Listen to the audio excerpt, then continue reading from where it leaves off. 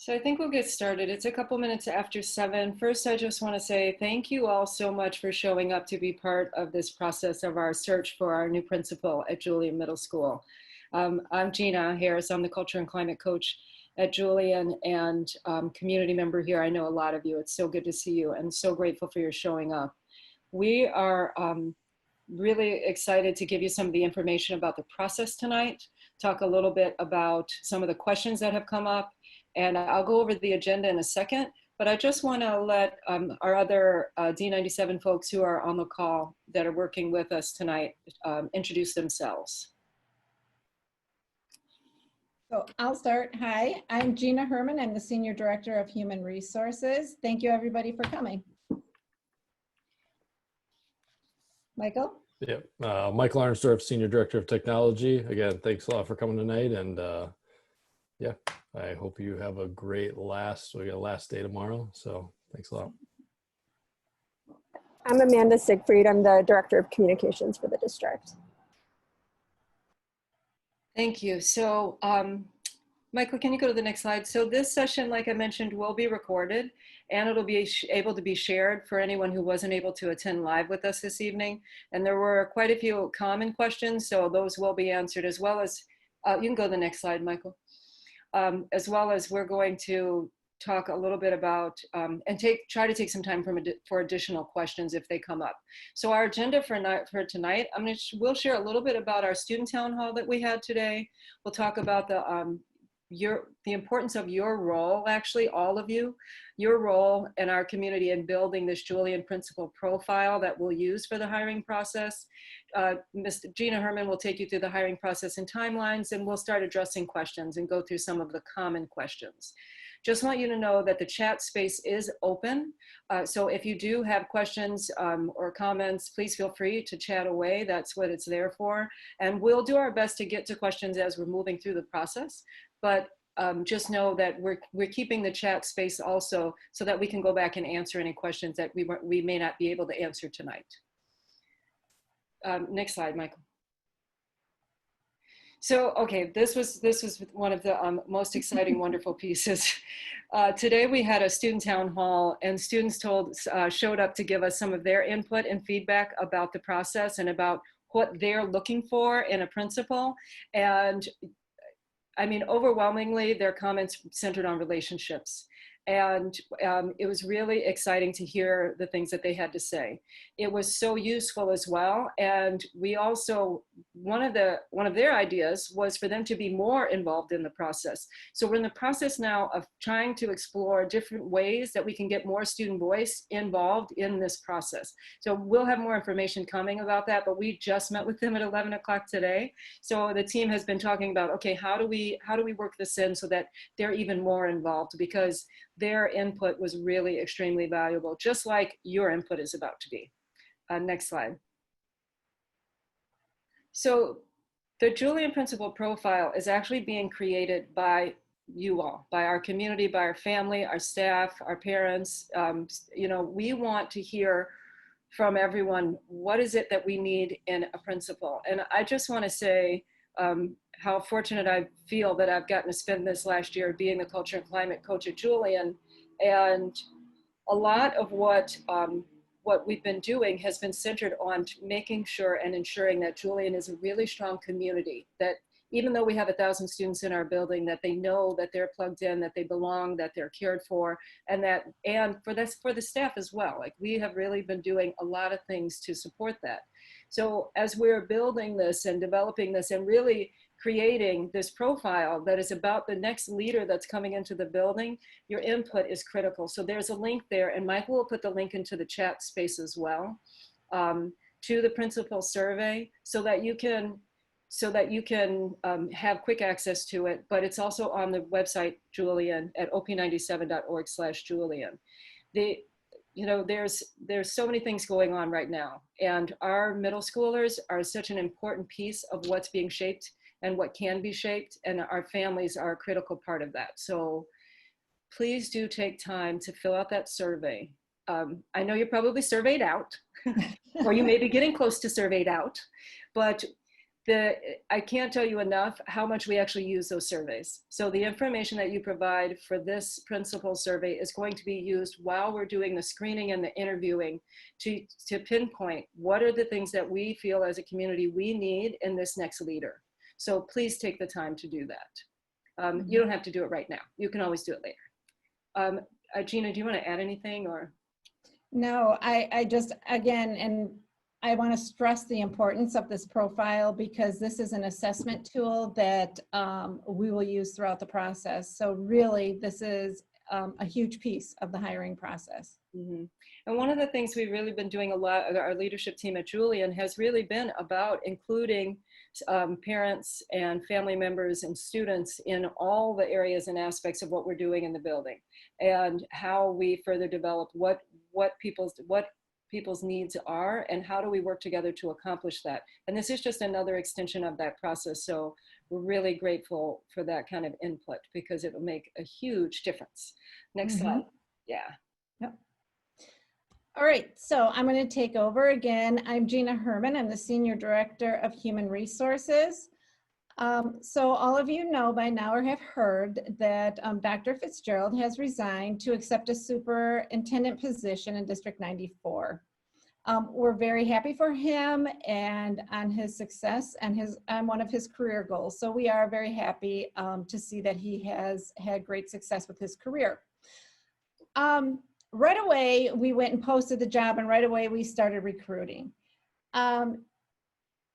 We also met with our PTO presidents a couple times. We sent out the links to our surveys, links to invite people to interview, to be on the interview team. Today, I think I'm going to talk about exactly what Gina Harris just said. We had such a wonderful meeting with students this morning. And I told the students, and I'm telling you, it was probably one of the most exciting things I was able to do this school year because I was finally able to engage with the students. And that was very fulfilling for me. And their feedback was very significant. We were very appreciative of it. And now it's time for us to really work with you. We're going to answer your questions. And then we're also going to continue to seek feedback from you and any of your thoughts as well as we go through this whole process. So, you know, it's important for us to get all the feedback from all of our stakeholders. Michael, you can go to the next slide. So Monday, May 8th is, or sorry, I'm a month off. Monday, June 8th is the last day for applications to be submitted.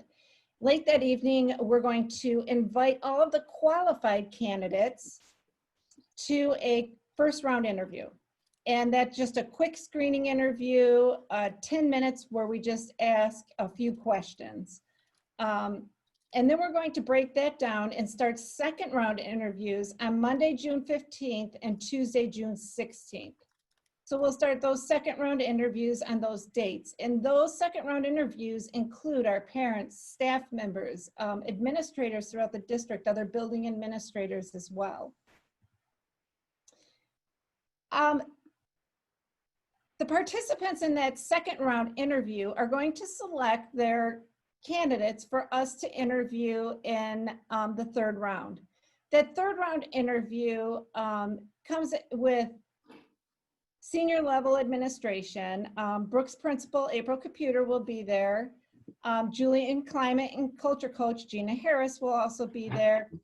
And we'll also have administrators from various departments in our district. So special education, it's a huge thing as we move forward. So we will have somebody from that department in there. Ebony Lofton will be there, our chief academic officer.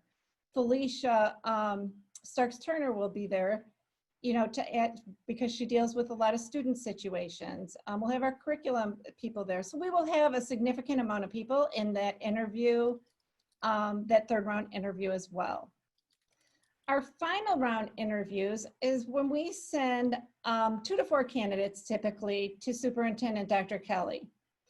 What she will do is really look at different performance tasks. She will try to engage in some kind of remote meeting or possibly a remote professional development or something that the candidates are doing remotely with staff perhaps with students if we can catch it on time, depending on when the candidate's district lets out.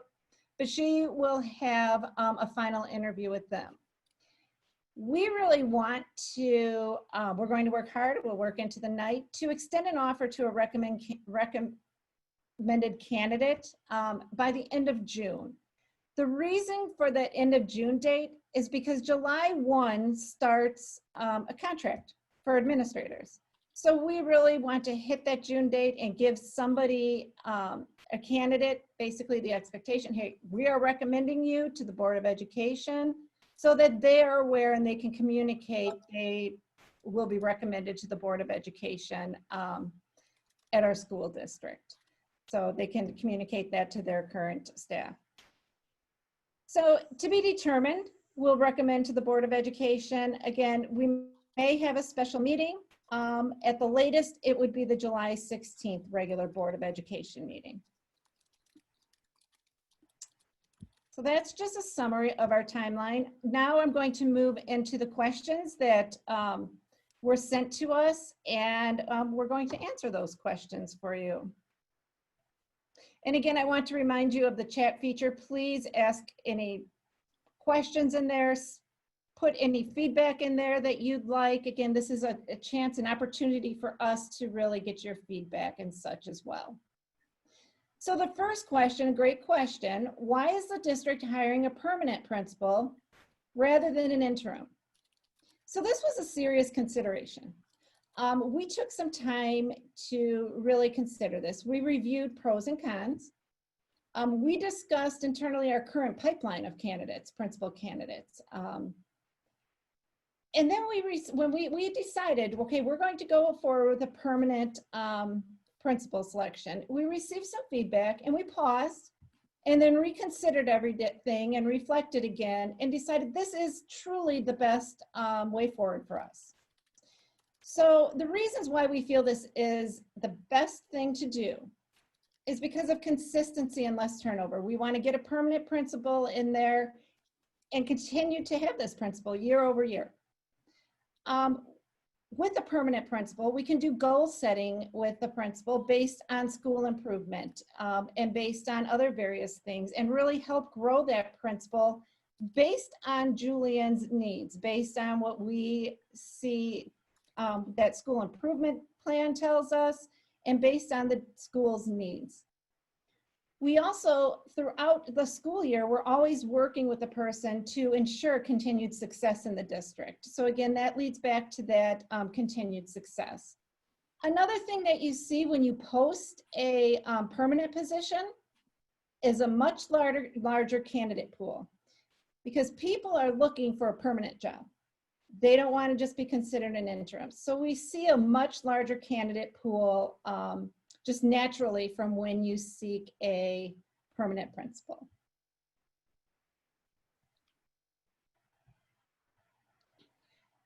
This is an excellent question as well. All your questions are excellent, so I just don't have to say that at each one. But how can we do an effective search in only 1 month? And especially with remote learning. And then there's been some turnover at the assistant principal level of Julian as well. So I first want to tell you that this really isn't only 1 month, because principal searches are ongoing. Principal recruitment is ongoing. So we're always recruiting, we're always seeking the most talented leaders. One place of recruitment that we always have is past principal candidate pools. Even if we look at our candidate pools from our elementary principal searches that we did this year for by and man, are there candidates in that pool, high quality candidates that can be successful at a middle school level, maybe not as successful at an elementary level? We're also always networking, having networks so we can establish candidate pools and we can establish a pipeline of leaders. We also have established university partnerships in which we can contact with them and seek out their top talent, who they have seen as top talent, who they have heard have been successful. And they help us tap into various candidates as well. So this has been ongoing. basically for us as we continue to really build that pipeline of high quality principal candidates. Another thing that is very lengthy in a principal hiring process is the time between on-site interviews. And the reason for that is because our candidates have other jobs.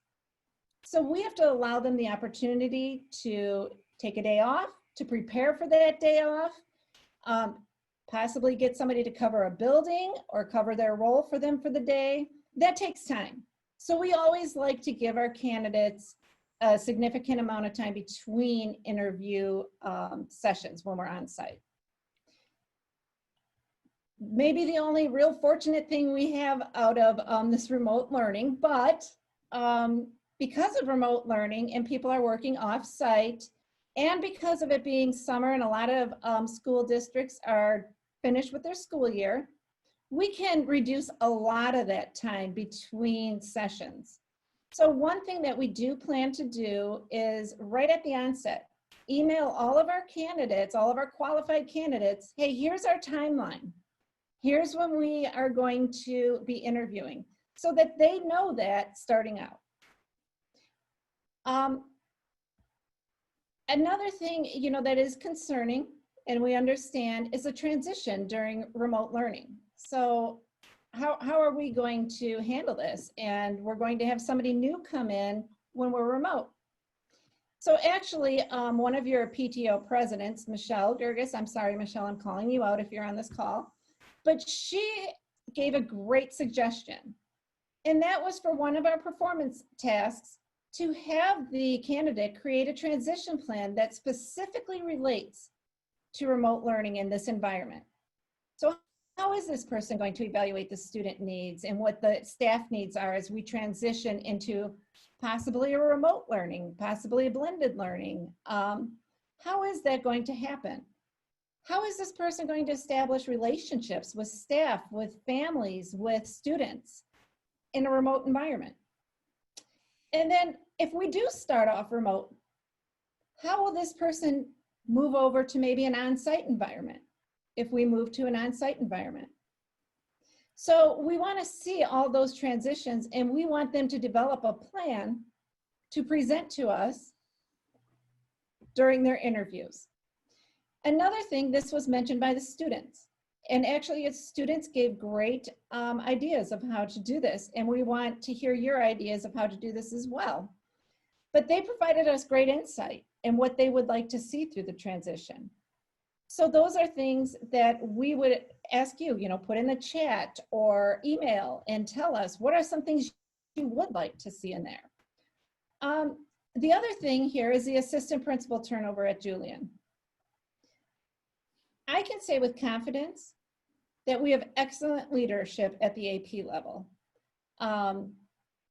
We hired William Lee this year, who we feel has been extremely successful in the assistant principalship. Shemaine Carr has always been successful. And we are moving an assistant principal, Jerome Green, to your building as well, who we have the utmost confidence in him as well. So we do believe we have excellent leadership at that AP level. So we believe that will be a strong asset to a new principal.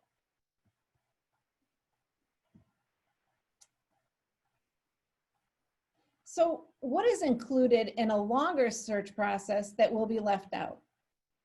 We're following the same search process as we did for our elementary searches that were done earlier in the school year. So again, those processes did take longer. But again, most of that time was based on that time between interview sessions. So following the same process, but some differences that we're going to have is, number one, this meeting where we always like to have a focus group with our staff, we always like to have a focus group with our parents and community members, we like to do those on site. Unfortunately, we can't do that on site. So rather we are doing them remotely. Another one, because of the timing, we're into June and a lot of buildings and districts will have completed their school year. We like to have a site visit where Dr. Kelly does a site visit at this at the candidate's place of work. Instead, we're looking for alternatives. I think I mentioned a little bit to you of what some of those alternatives could be. Attending a remote PD session of the candidate that the candidate's leading, attending a remote meeting that the candidate might be hosting. We're continuing to come up with other alternatives for that. Again, please send feedback, put it in the chat, whatever you think, if you come up with something that we can use as an alternative to that.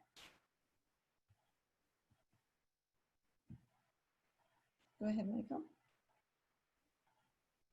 So have the strongest school year 2021 principal candidates already been hired? Yes, but for other buildings and other districts. Maybe not for ours. Our candidate, a strong candidate for Julian, is going to be unique from that of a strong candidate for other buildings and other districts. And that's one thing we really have to keep in mind.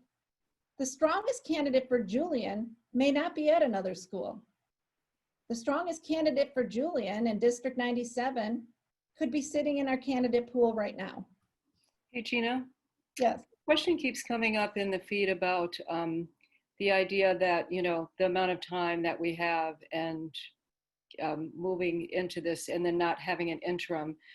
And one question just came up right now that says, what happens if there's not a candidate that meets the criteria? Is the district going to just hire the best candidate, even if that person isn't the best fit? Or is there a plan then to move to an interim? And I know our questions will get into some of that, but because it keeps coming up in the feed, one of the things that I can tell you that our team has talked about is ensuring that we have the best candidate and that the person is a fit for what we're looking for to do at Julian. Right. So, yeah. Yeah, and that question is going to, we also have that question coming down the line too. Yeah. And yeah, that's a great question too. And if we need to go back to it, you know, we will. But I do think that's important. I do think that some of those are going to be addressed as we move through our questions too. Okay. So right now, again, we're building that candidate profile based on the feedback from all of our stakeholders. And our strongest candidate for Julian will be reflective in that profile. And that will be different from other districts and other buildings.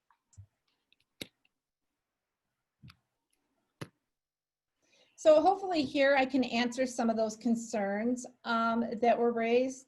How do we set clear standards to ensure that we don't settle for a less than ideal candidate? So I'm going to say this, building that profile, giving us your feedback in that profile. And we're really seeking feedback from multiple stakeholders when we build a candidate profile. And it's important that we have feedback from all of our stakeholders. Each candidate will also, well, I shouldn't say each candidate, but our top candidates will go through 4 rounds of interviews, including a round with parents, staff, and other building administration.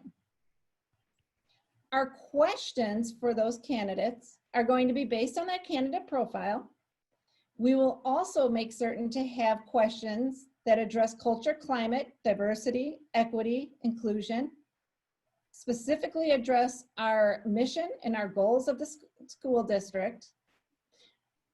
Our interview questions won't always be, what is your philosophy about, or how would you? But rather it will be, how have you? Share examples of what you have done. And then how would you implement that at Julian? What would be your strategies to implement that?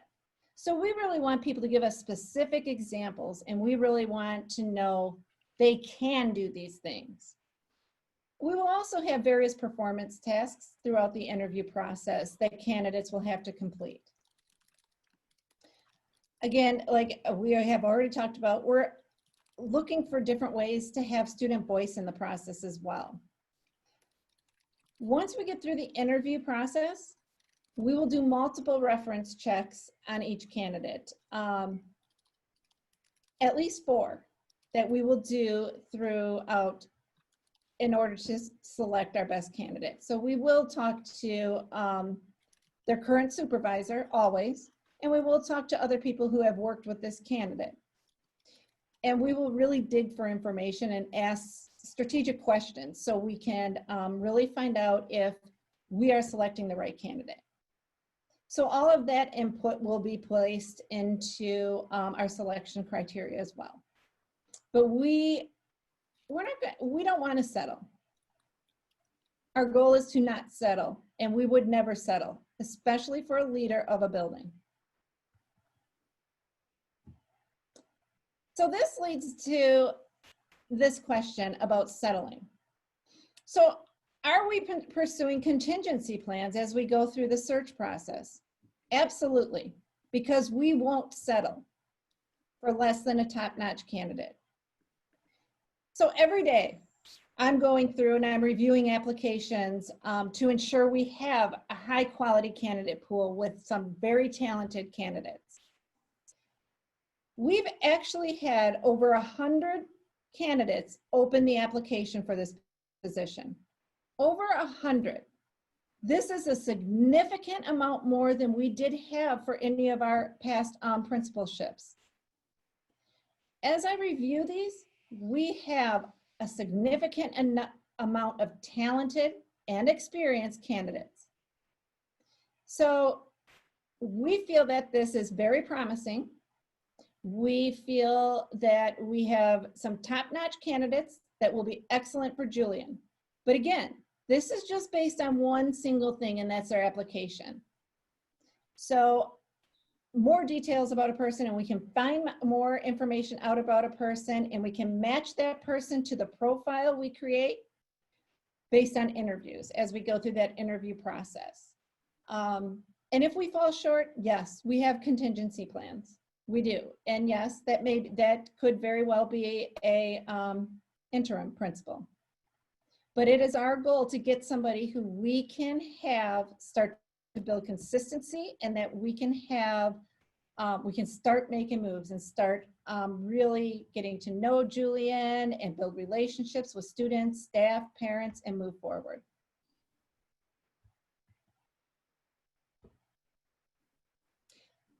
Will teachers, parents, and students have a role in the hiring process?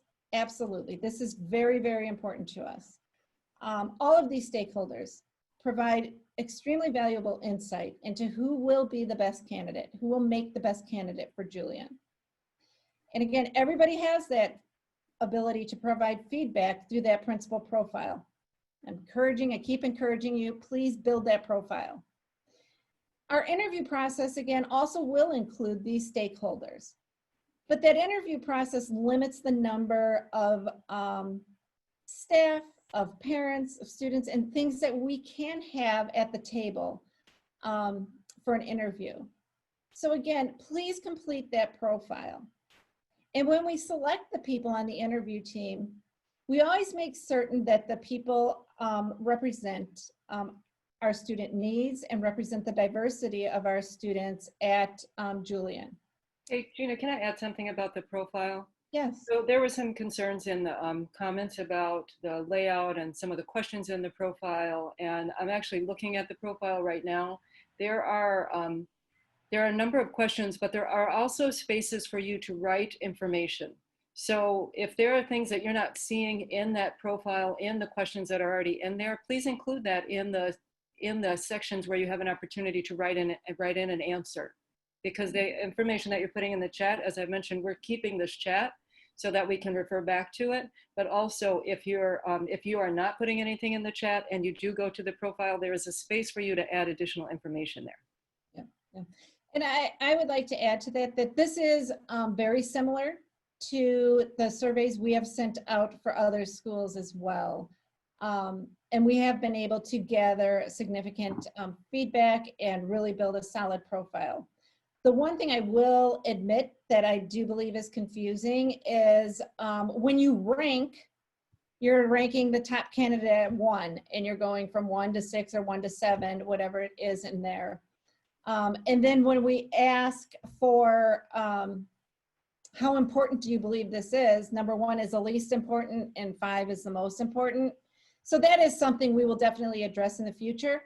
Cannot change it now because we've already gotten, I think, close to 200 responses on that. So we cannot change it now, but I do recognize the confusion in that. So again, that's something, again, we refine our practices all the time that we will change. But just to be aware, so when you rank, it goes from 1 to 7. Number 1 is the top, and then when it's asking you to put them on a continuum, your 1 is the least, and then 5 is the most, and it does state that in there too. And then I think there was some confusion also with the state standards. So Illinois sets standards for its leaders, for its principals. Those standards are explained at the top of that profile.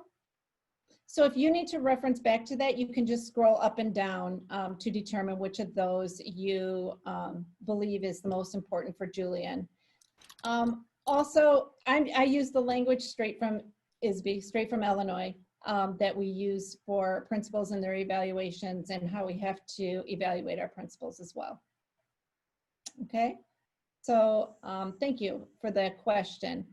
So I also want to point out that as we go through this search, as we go through this hiring process, it is important to us that we collaborate with all of you, with students, with all stakeholders to find a candidate who is right for the students, the staff, the parents, who's right for that building and who's right for that district.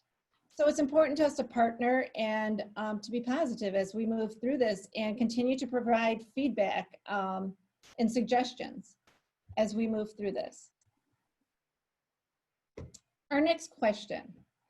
What has the district learned from the recent principal turnover at many of the D97 schools? What steps are you taking to prevent this from happening at Julian? Every time we've had principal turnover in this district, and I'm speaking from knowledge because of what people told me, there's always been a reflection process and what have we learned? I can speak to any turnover we've had this school year where we have sat and we've reflected and what have we learned and what can we do differently? One thing we did do differently this year is we revised the hiring process and the procedures. And we had revised them based on our reflection and information that we've received. We have completed 2 successful principal searches this school year, one at By Elementary and one at Mann Elementary. And we do believe we have hired 2 very strong, talented principals. So as an organization, as we go through this, we're always looking to make continuous improvement. We reflect, we refine. And we believe that we can use this process to find a successful candidate for Julian. And I really, again, I said this before and I want to say it again, we're all in this together and we really believe that it's a partnership. It's going to take a partnership with all of our stakeholders to find that best candidate. Yeah, Gina, can I jump in here too for a second? So there's a question that keeps coming up about Dr. Kelly's role in this hiring process and why isn't she here tonight? I'll turn to you for that in a second, Gina, but what I want to really presence in this moment is the fact that we're all community members here and that we all have a vested interest, whether you're a staff, whether you're, you lived here, whether you went to Julian like I did when it was named by another school. But the idea that we're not working together on this seems to keep coming up somehow in the feed. And what I know that Gina just said this, that we're all in this together, but the truth is we are. So whatever experience may have happened prior to this moment, we are in the process with you right now so that we can ensure that everyone's voice is heard and that we're addressing all the needs that need to be addressed. And I really appreciate that Lally, I hope I'm pronouncing your name right, put in a question about why is there no question about dismantling white systems of oppression. You know, when we're talking about the vision for our districts, it has everything to do with ensuring equity. Now, I'm not tossing that word around. I'm saying it as a community member and a Black woman in this community. And as a person that works in this district, these issues are of extreme high importance for us. Like nothing is being left out in this process. And the truth is no one is being left out in this process. So what I would encourage us to do as we're moving through this is really how are we, and I too would love to know how the candidates answer that question, but how are we working together versus being oppositional or versus othering? Because the tendency, what can happen, and I know, Gina, we didn't talk about this. I'm going a little off of our PowerPoint here, but I just have to say it because it's our community. The idea that staff is over here doing something, parents are doing something, families are doing something, and admin is doing something, and the district is doing something, we're breaking that down right now. That's what's being broken down in this process that we're in, of finding the best person who can help us with that while we're here at Julian, while we're doing the work to support our students in our community. So I would really love for us to be engaged in the conversation around how do we break down whatever needs to be broken down so that we can work together even more fully. Because whatever ideas of othering are present, we need to do our own work to start to remove those. And it has been a critical piece of what we've been doing at Julian all year. And I can guarantee you that work will continue. So I'm gonna ask us all, because that's what we're here for, and that's why there's a survey, and that's why there's participation, and that's why the chat is open, and absolutely we want I love all of the comments. Please continue with that. But let us do our work here. Let us do our work together as a community to know that we're really working at this together. If there's something that you feel is missing, like from the survey, from our process, reach out. We're all here. We are human beings in this process with you. Like, this is a community effort, and there's no other way for me to say it other than let's work more for us working together versus any kind of othering. That's why we're here. We're here tonight so that we can all get a better picture of how do we move forward our Julian Middle School with a great leader. So Gina, thank you for letting me just have my little rant there. But I think people in the community that know me well enough to know that sometimes I just say stuff. So thank you, and I appreciate that moment. And that's what we like about you, Gina. No, I appreciate what you said and 100% agree with it. It's important that we work together and that we do it in a proactive way, in a very efficient way, in a way in which we can get the best job done. And we really are. We are really trying to work and do the job the best we can, and really trying to partner with everybody to find a great candidate. So the next question is, what is District 97's commitment to looking for talent within our community? This is what we are always looking to do. So we are always looking to groom and to build talent from within. We are currently working on solidifying a formal talent management and a succession plan so that we can really keep community members, staff, and everybody in line and really start to build leadership and have a solid pipeline from within our district community. So that is something we are always working on doing. Last question, I believe, I don't know. Will you consider hiring a leader from another District 97 school? Absolutely.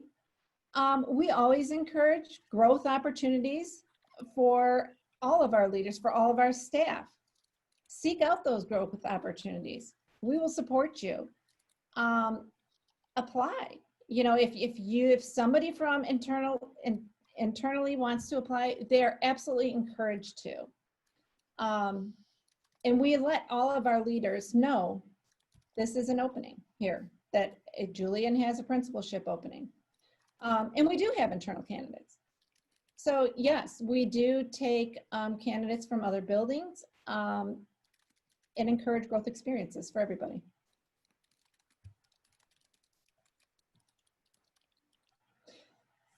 So can we ask questions at a later time? We will address some of the questions that may be outstanding in the chat feature right now. If we don't, or you want to provide feedback, my email is up there. Please feel free to email me. You can email any of us who are on here with feedback. You can include us all in an email. In your email, if you ask a question, great. If you just say, give us information, great. Again, we're using the chat feature. Give us the feedback you have. Give us any feedback you want. Give us any input you want, suggestions. But we're always open to any feedback. We're always open to any suggestions. Again, we want to partner through this whole process. Gina, there were some questions that I wrote down, and you kind of talked about it a little bit, especially with that last question. A couple of times it came up around, a candidate that'll stick around, and the idea of, people move into position as APs, and they people who are APs are likely having a desire to be a P at some point, right? And I'm here using my teaching jargon, and I've trained myself out of that. People who are principals. Sure. People who are assistant principals want to become principals at some point. But the question came up a few times, how do we find someone that wants to stick around? And I just personally will say, being part of this process, it's so important that we get someone who will be here, right? That having someone who's going to be committed to being in this position. I feel like we were fortunate to have Dr. Fitzgerald. I believe he was in the district for 8 years. You all know that, like, even though I grew up here, I'm basically new into the district, and 8 years is a long time, right? So to me, it doesn't feel like we've had that kind of switch over, but I'm seeing this in the feed, Gina. So if there's anything you want to add about, yeah. So I think this goes back to interviewing. Of course, we can ask that question. Would you want to stay here? Can you guarantee us at least a minimum of 5 years? How long can you guarantee us? We can ask that question. Everybody's going to answer it the right way, right? And if they don't, they're kind of foolish. But so I think what we need to do, and what we really want to do, is look, we have to find somebody who has the same passions as we do as a school district. Somebody who's passionate about equity, somebody who's passionate about inclusion and diversity, somebody who shares these passions with us. Mm-hmm. Because these passions are significant in this district. They're not the same everywhere else. They don't have as significant of a value as everywhere else. But we want to find somebody who can dedicate themselves and really is inspired by the work that we do in our district to meet our mission, to meet our goals, to really work within our equity policy. We want to find that in a person. And that you can find in interview questions and interperformance tasks and different things like that. You can find that. You can find people who do have a passion for this work and have a passion for building level work too. Gina, there's a question about when will those who applied for interview team be notified if they're on it? So that is staying open until, I can't remember right now off the hand of the date. Is it possible also, Gina, can we go back to the timeline of the process again? Because I know that some people may have come in late, and also when we look at a timeline, sometimes it's easier to sometimes I like to go back and revisit things. So if you take a look at the hiring process and timeline, you can see some of those major touch points that are in there and what has already started. And thanks, Michael, that's a good spot. Right. So there you have it up at the top. Monday, June 8th, we're going to, that's not that one. I'm sorry. It's okay, go back up one more, Michael, I think. Go to the previous slide. I don't think it's there. Let me search. I can find it for you right now. Okay, great. Real quickly. I'm just going to open the information. And Michael, go back to the next slide. I would love to keep that up there.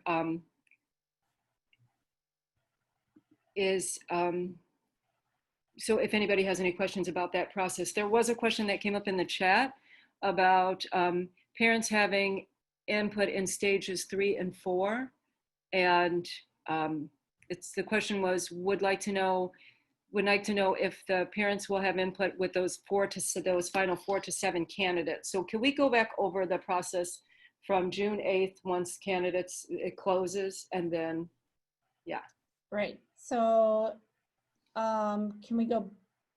So on June 8th, the application process closes, and we're really going to work then on June 9th to create a principal profile based on your feedback and based on everything we gather here tonight, based on all of the information we have.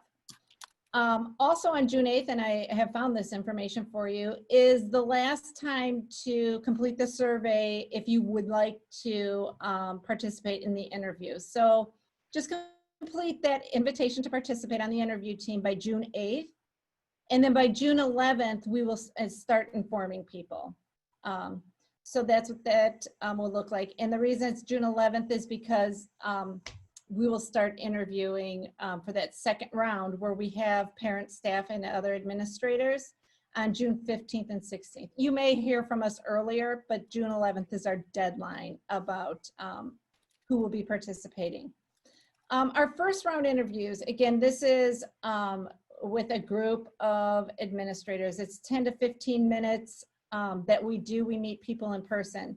So some of you who have applied here recently, or others who may have filled out an application somewhere else or anything, a lot of times people do RIVS videos, and it's a video of somebody answering a question or two. We want to do those in person and make it more personal because we feel like we get more information that way. So rather than doing a video screening, we're doing actually an in-person. We're taking that time to sit with people and meet with them. I'm seeing a question. I'm sorry, Gina, I didn't mean to interrupt you. You want to finish that statement? Oh, so, but from there, we're going to our second round interviews, and we're looking at, we're just giving a approximate number, 7 to 15 candidates to interview with parents, our staff, and administrators.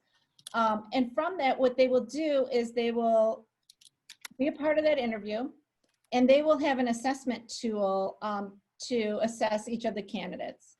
And once the candidates are assessed, there is a form, where you will complete, how many points or something that somebody has, and that tells us who each of these people is selecting to send on. So we'll take those top candidates from that group interview, and we will take the top 4 to 7, depending on how close these are, and who everybody's feeling best for that third round. In that third round, we have, Michael, if you want to advance a slide. In that third round, we again have the senior district administrators. We'll have Brooks, principal, April Computer, they're with us. She knows the job. She knows, maybe not the job specific to Julian, but does have a great understanding of being a principal at a large middle school, being a principal in Oak Park in our community. Gina Harris will also be sitting in on this. I was asked this question and about having parents sit in on this round of our third round interviews. And I gave it a lot of consideration. I actually thought about it last night. I thought about it today a little bit. And I also went and looked back into notes of third round interviews as well. We will most likely not have a parent or sit on that third round interview. And here's my reason why. And I really hope you understand, because it was something that I really considered and really teetered on here, and then looked for ways around this. But during that third round of interviews, we bring a lot of highly confidential information to the table. And that confidential information is on our candidates. So at this time, I've reached out to references. I've reached out to any connections I may have, or some of our other senior district administrators, if they have connections to somebody. We've reached out and we've done some thorough digging about this person and these candidates. That's all extremely confidential information that we cannot have people outside of our district, people who are not, really sworn to this confidentiality, and people who we can't do anything. So if I would leak any of this information out, I'd be fired the next day. But this is a very confidential meeting. We discuss confidential candidate information, We discuss information about why people would fit best at that building from information that we know internally about Julian as well. So most importantly, though, I think it's for the confidentiality of our candidates. It's very important to keep all that information confidential, and we just can't risk it at that level and the information that's being shared. We just, unfortunately, we just cannot. And I did consider, well, how do we go around this? But it becomes a natural part of that conversation where we just can't risk it. So our third round interview, again, is very important. And that's basically why we don't have the same group of people attending that third round or the second round interview as you would the third round. So I will be sitting in on it. I'm not doing any kind of evaluation of the candidates. That evaluation piece comes in from the people who are at that table. And you give us your feedback, and then your feedback and your evaluation based on the criteria tells us who the top 4 to 7 candidates are, and who the top 4 to 7 candidates are that we should really start digging and doing background checks and reference checking on. So that's what we do at that phase. And again, I really did consider that and really, I really threw it around, understand the desire, understand the position. But again, this is just very confidential information that we just can't release about our candidates. Gina, there was a question around the comment keeps coming in, and I kind of want to just get this into our conversation here. The comment keeps coming in about this process being rushed. And also, how are we actively now? I know that you answered it already in previous slides, but can you talk a little bit more about the outreach specifically to ensure that we have a diverse candidate pool, to universities, to the spaces that you've already been building those relationships? Can you talk a little bit more about that? Because I really want, what I would love for our community to understand the depths that we're going to ensure that we really do have a diverse candidate pool. Mm-hmm. And I've seen that come up in the feed a couple of times. Sure. So an ongoing recruitment process, and I'm saying we do this for teachers too. It's ongoing. So I'm just going to use, I have been doing recruitment for years now. So even through that recruitment process, I have made a lot of connections. I have realized a lot of talented people. I have sat in and I've delivered lessons to principal prep cohort sessions.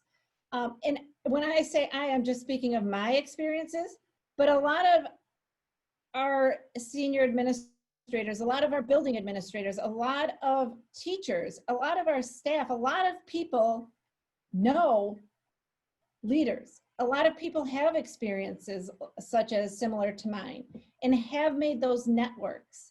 And really they have helped us build a pipeline of candidates who we know to contact directly and say, hey, this position is open, please apply.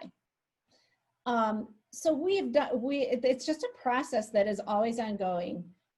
University partnerships, again, speaking to principal prep candidate cohorts and some of their courses, holding lunch and learns, and hosting different kinds of fairs for these people and opportunities for us to reach out and meet these and to meet applicants and candidates for these positions. This is something that's always ongoing and something that we do. But I think in a very significant amount of people from our pipeline comes with applying for previous jobs. You may not be right for a specific school here, but you are right for Julian. So looking at that, go ahead, Gina. Yeah, I want to speak a little bit about some of the conversations we've been having around the idea of an interim, as mm-hmm. well as the idea of the process taking longer. One of the things is, for me, what I'm experiencing is the idea of having an interim, someone come in when we have already been building with our leadership that's in place, with our students, our student voice, our social justice club, all of the spaces, right? We've already really been working on building and developing a culture, and to have an interim and then to have another person come in feels like it's prolonging the process of the real work that we need to do. This is how I feel being in the process. You're right. So it's prolonging the process of us getting to what we need to get to. And I don't want us to, I don't care for the term sense of urgency, but there's no more waiting that can be done on some of the things that we need to get accomplished in our school.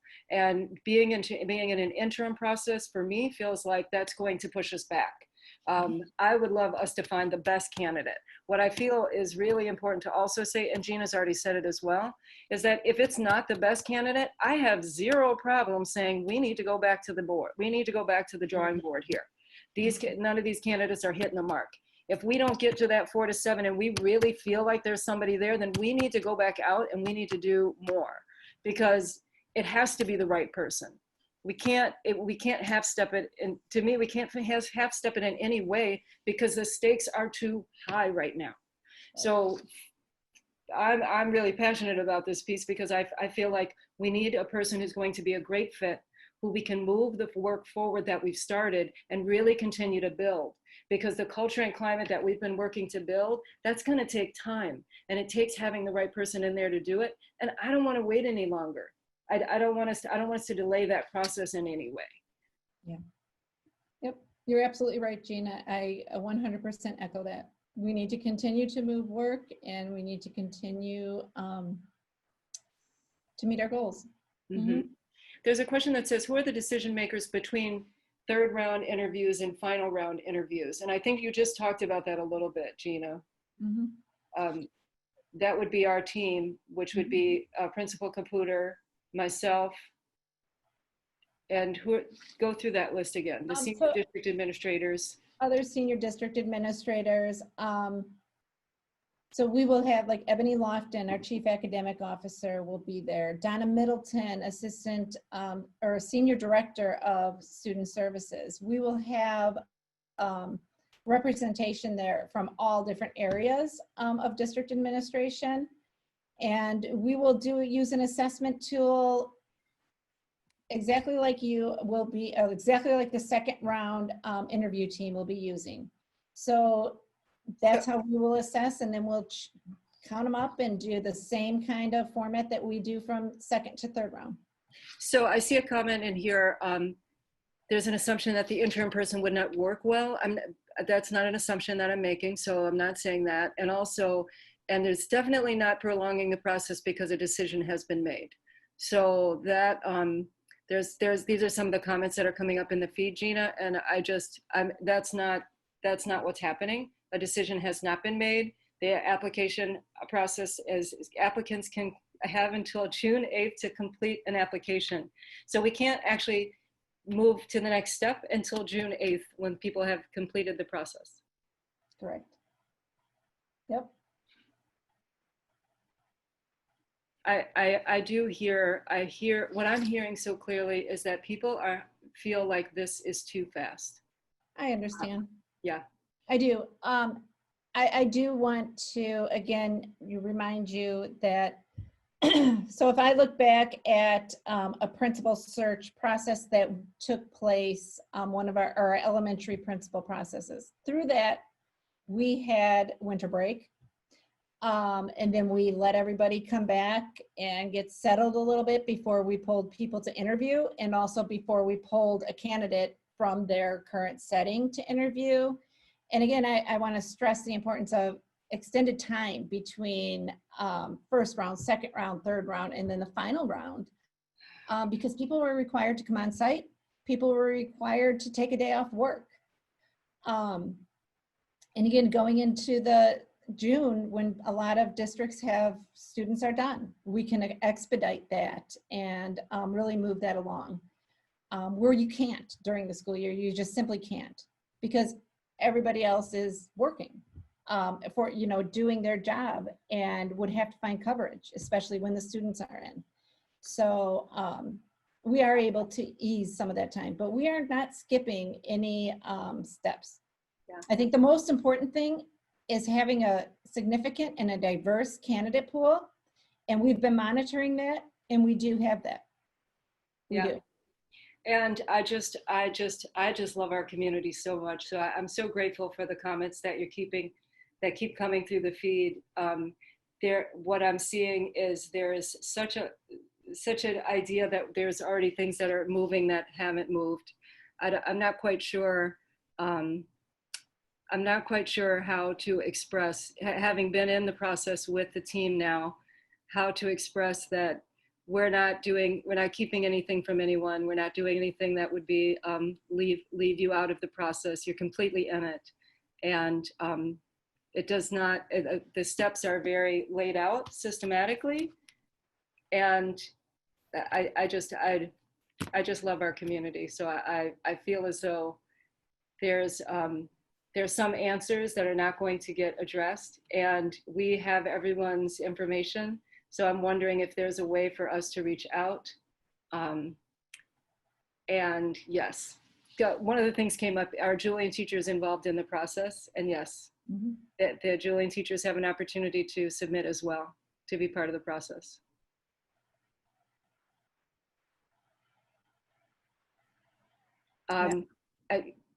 Gina?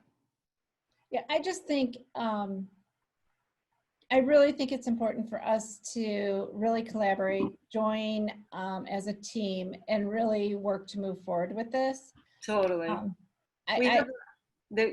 sorry, Gina, somebody just asked, like, when did we open up the application that we already have 100+ applications open?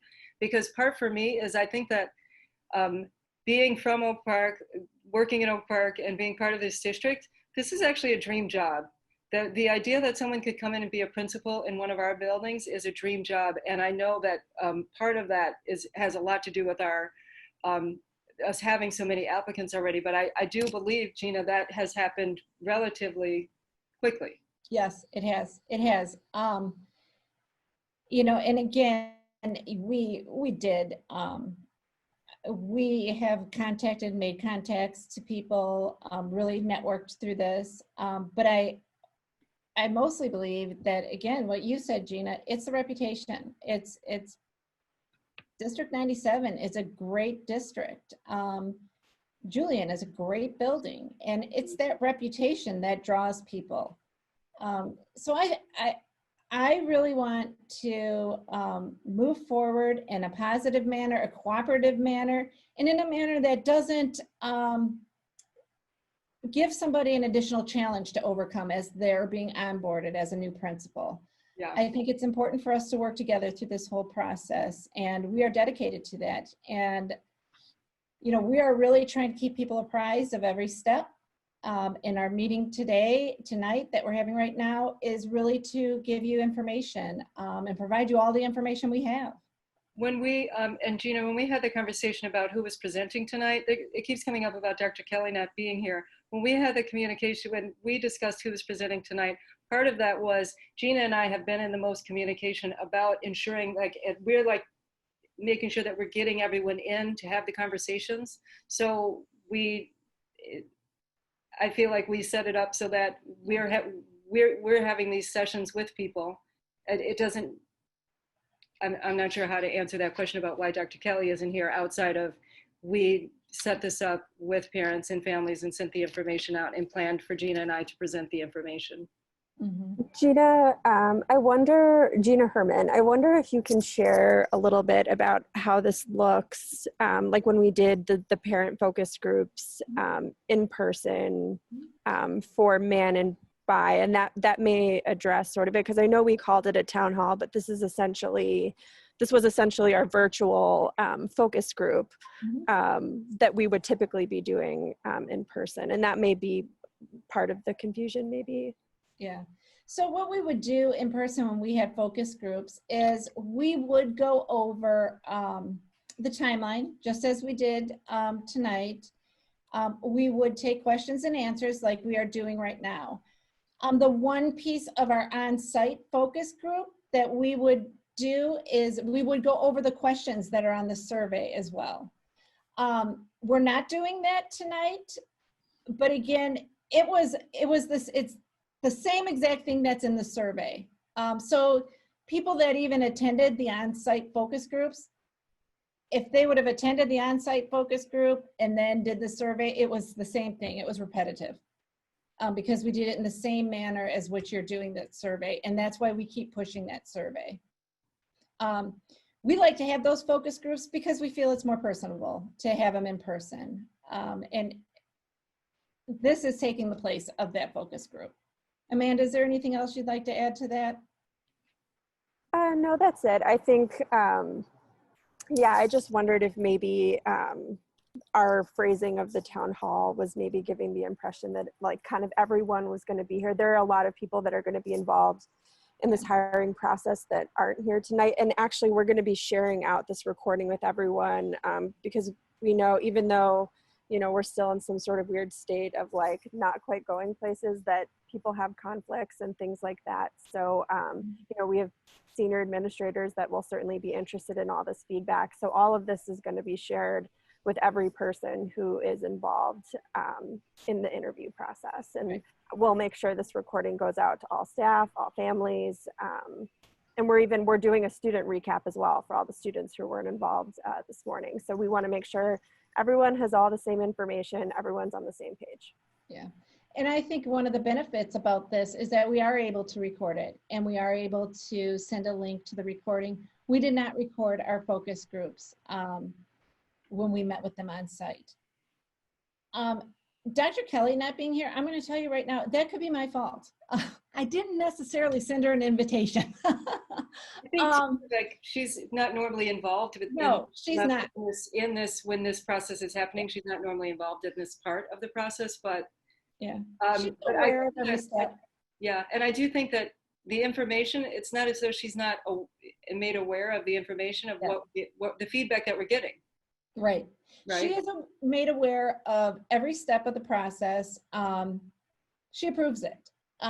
She designates people to lead the project. So right now, you typically any hiring process has the HR head of HR on it, and that would be me.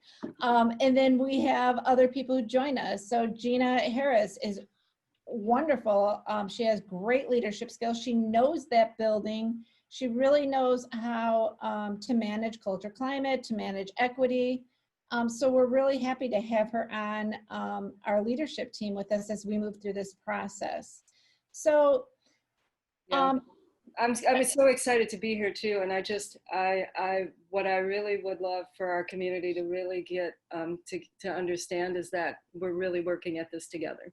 Yeah, yeah. And Dr. Kelly was not involved in our focus groups either.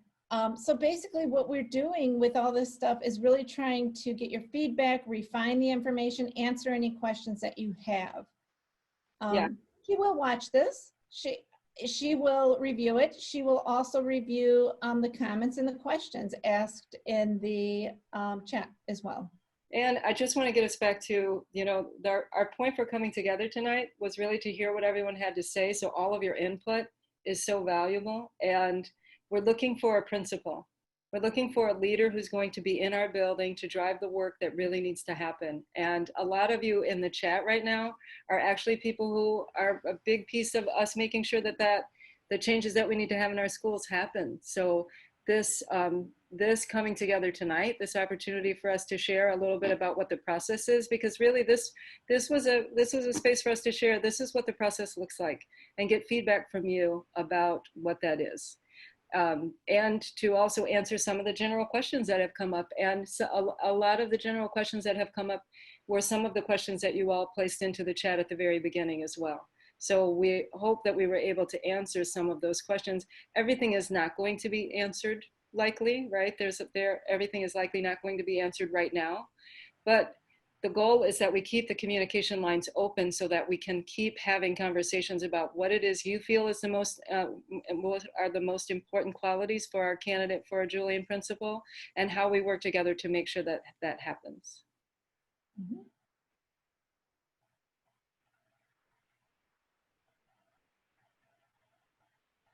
Any other questions? I think we might be able to take two more questions. We're already over our time. Yes, and I'm just seeing comments more than questions.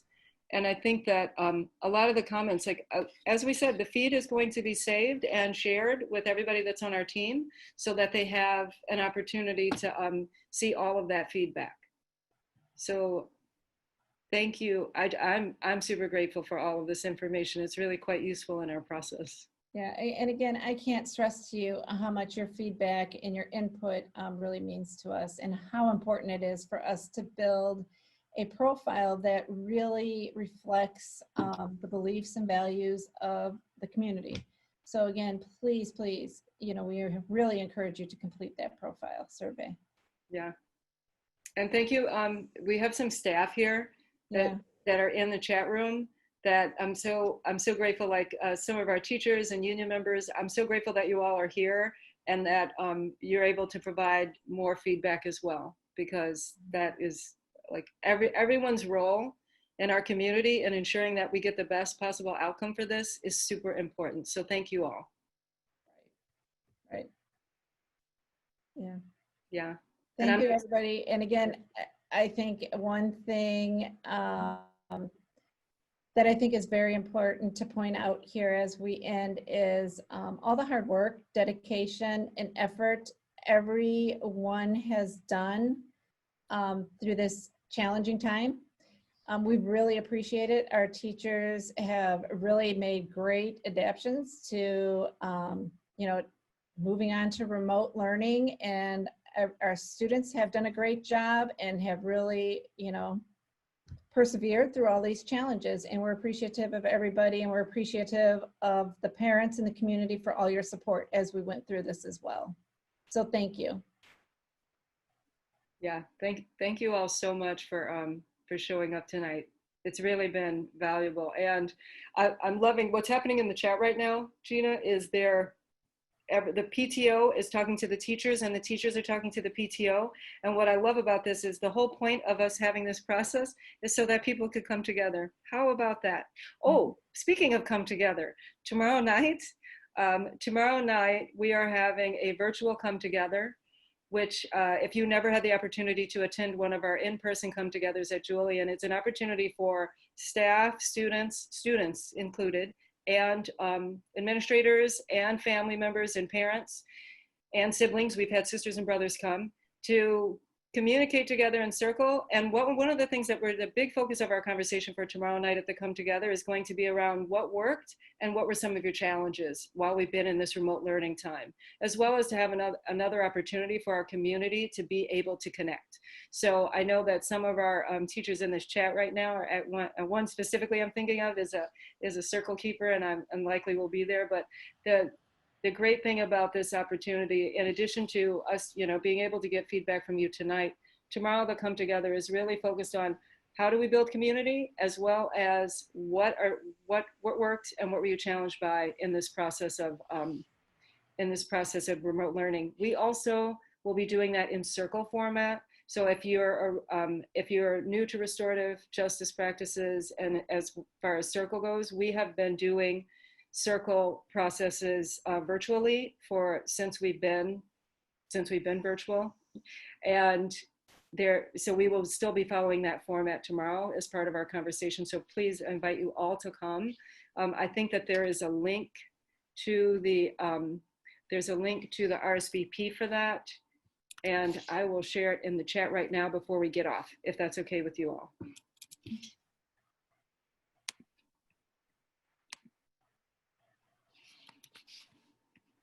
How could I almost forget about that? That's like, come together. We want more opportunities to be together, not less. So here is the registration link for that.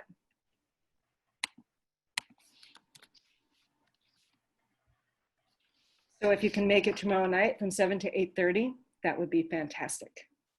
And thank you, Ryan Gordon. She said we should all participate in tomorrow's event. It's a great way to be heard. It is, and there's something to be said for the opportunity for us to be in a circle and have in that circle have parents and teachers and students and administrators all in the same space having a conversation.